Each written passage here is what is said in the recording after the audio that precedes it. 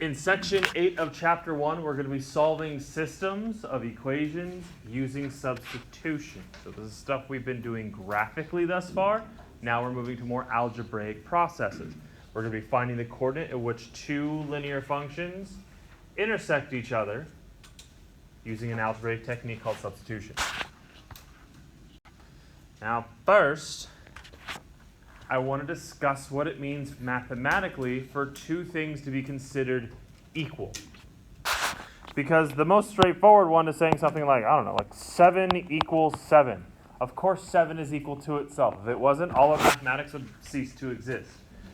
But equality means more than that. It means two things that are equal in weight or value. Here's another one that might be a little bit more familiar. 1/2 is equal to 0.5. Those mean the same thing. One's written as a fraction, one is written as a decimal. You might also be able to recognize some formulas you might know, like a squared plus b squared equals c squared.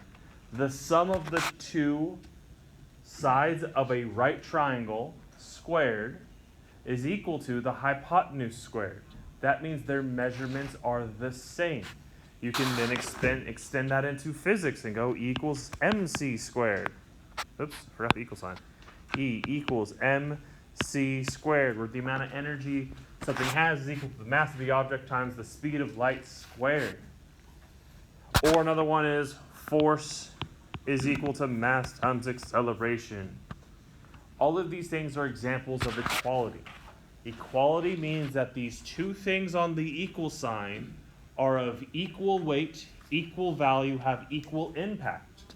Additionally, whenever two things are said to be equal, they are also interchangeable. And that's what we're going to be focusing on in this lesson, is the interchangeability of equal values.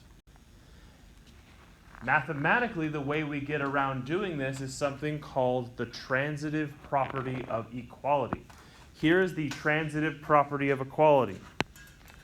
If some value A is said to be equal to some other value B, and that value B is equal to some third value C, so if that occurs, A is equal to B and B is equal to C, then by the transitive property of equality, the following must also be true. That A is equal to C. Now this is a property that makes sense, and you've used it your entire mathematical career, probably without even recognizing that you're using the transitive property of equality. But it is an integral component to what we're going to be doing in this section. Here's an example of a problem you have been using the transitive property of equality on, you just never noticed. Let's say we had a problem that x is equal to 5 plus 2. Now a lot of you could just jump straight to the answer. Just by looking at that, you could probably just scream out the answer if you wanted to. But I want to take a step back, a meta approach, and understand how we got there. The reason that all of you know the answer to this is 7 is because you know intrinsically that 5 plus 2 is equal to 7. So it's not that you know that x is equal to 7, it's the fact that you know that 5 plus 2 is equal to 7, and then you use the transitive property of equality to say, oh, if I know 5 plus 2 is equal to 7, then it must make sense that x must be equal to 7. Anytime you do mathematical simplification, you're usually using the transitive property of equality. We just skip that step. We internalize it. But in order for us to do the substitution technique, you can't internalize it anymore. You have to recognize the transitive property so that we can apply it. Here are a couple problems where we're going to use the transitive property of equality to utilize the substitution technique to find the intersection of two equations that are both linear. So before I get started on the substitution technique, I do want to allow you to know, going forward, there are actually, there's a bunch, but we're going to focus on there are 3 algebraic techniques to solving systems. This one's called substitution. It is nice and clean, but when fractions show up, it tends to get a little messy. Still doable, just a little messy. Typically, if you don't like fractions, this technique will have some hiccups for you. The next technique we do will not. All right, so substitution technique. I have this system. I want to solve for x and y. Realize that my goal is to get a coordinate that represents where those 2 lines intersect each other. So I want an x value and I want a y value. That is what we're going to try and achieve. Here's how we're going to do that. Notice in the first question, or the first equation, it says y equals 4x minus 10. That means those 2 things are equal. Y and 4x minus 10 for that problem are the same thing. They're equal. If 2 things are equal, the transitive property of equality says you can swap them. You can swap one with the other. Because they're equal, you can interchange them. How are we going to use that? Well, in the second equation, the reason we can't solve for x is because there's a y here.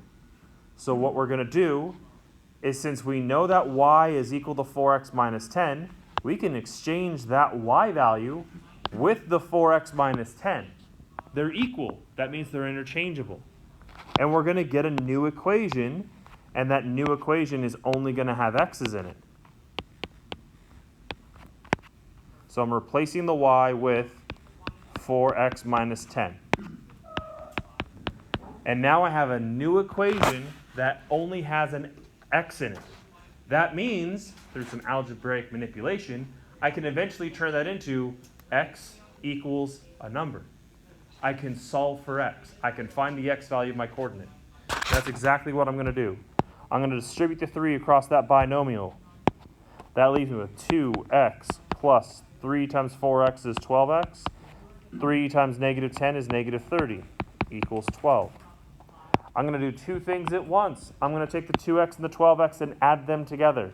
I am also going to add the 30 to the other side, because that will get rid of the 30. 2x plus 12x, last I checked, was 22x. And then 12 plus 30 is 42? Thank you for catching my dumb error. I don't know where the 22 came from. 2 plus 12 is 14. If you didn't know, now you know. Okay, there we go. There we go. That makes a lot more sense. Whew. All right. I want to get x by itself, so I'm going to divide both sides by 14. Bam, bam. And x is equal to 3. I have now found the x value of my coordinate. Once you find the first value of your coordinate, whether it's the x or the y, it really doesn't matter, 90% of your work on these problems is done. Here's how you find the remaining y value. Plug 3 into one of the 2 equations for x. It does not matter which one. I'm going to plug it into the red equation because the y is already isolated. It's already by itself. It's y equals something with x's. So I'm going to take that 3, plug it into that equation, and I will get y is equal to 4 times 3 minus 10. Y is equal to 4 times 3 is 12 minus 10, which means y is equal to 2. So there's my y value. This is my answer, 3, 2. Now the second system I have is a little bit more complicated, only for one reason.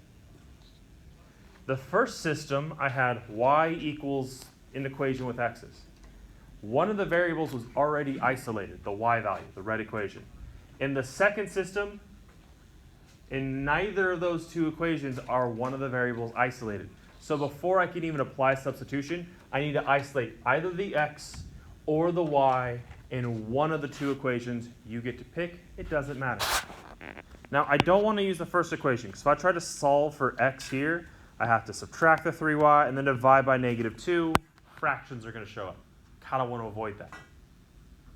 I don't want to solve for y, because the same thing. I'm going to add the 2x, divide by 3. Fractions will show up. I want to avoid that. I'm actually going to solve for x here, because the x doesn't have a coefficient in front of it, so I'm never going to do any division. And it's already positive, meaning I don't have to multiply by -1. All I got to do for the second equation is add the y to the other side. If I add the y to the other side, we would get x equals y minus 7, or -7 plus y. And now my variable is isolated. In order to use substitution, you have to isolate one of your variables. Doesn't matter which. Doesn't matter which equation. Now that I know what x is equal to, I can take y minus 7 and substitute it into the green equation for x. Because they're equal, transitive property of equality says that means they're interchangeable. So I get my new equation, -2 times my x value, which is y minus 7, plus 3y is equal to 6. Next, we just simplify. Distribute the -2 across. -2y plus 14 plus 3y is equal to 6. And subtract the 14 to the other side. And combine the -2y and the positive 3y. That gives me y is equal to 6 minus 14, 6, 7, 8, -8. So here is my y value.